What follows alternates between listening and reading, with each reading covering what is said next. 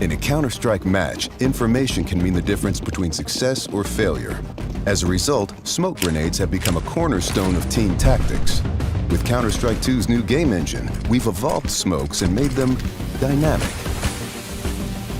Smoke grenades now create volumetric 3D objects that live in the world. Now, not only do all players see the same smoke regardless of position, but the smoke can interact with the environment in interesting ways. It reacts to lighting, grows to fill spaces naturally. The shape of the smoke cloud can be pushed and carved by bullets and grenades. In Counter-Strike 2, smoke grenades provide even more tactical opportunities. They're just going to look and play better.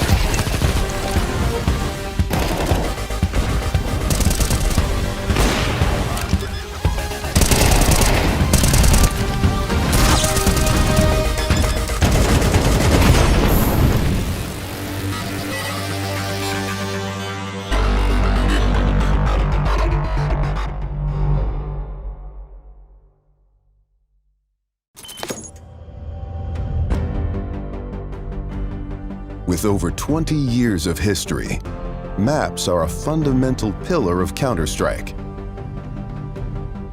And in Counter-Strike 2, maps are getting a new look.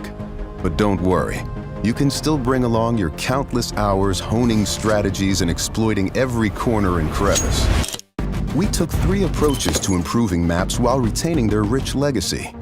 First, there are touchstone maps. Classic maps with solid foundations that players can use to evaluate gameplay changes from CSGO to Counter-Strike 2.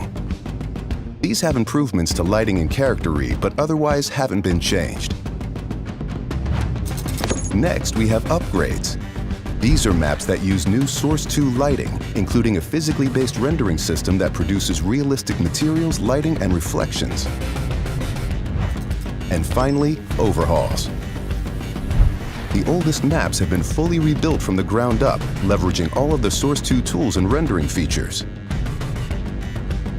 These tools will be available for community map makers to make it easier to build, experiment, and iterate.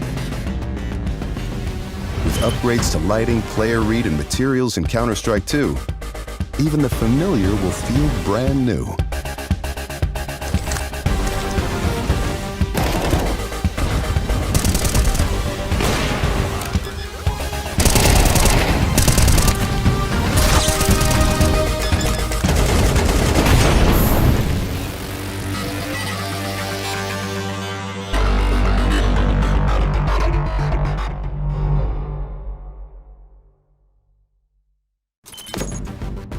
Counter-Strike is known for its visceral and satisfying gunplay.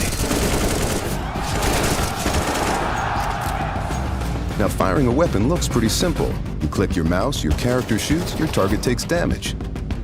But there's a lot more happening behind the scenes.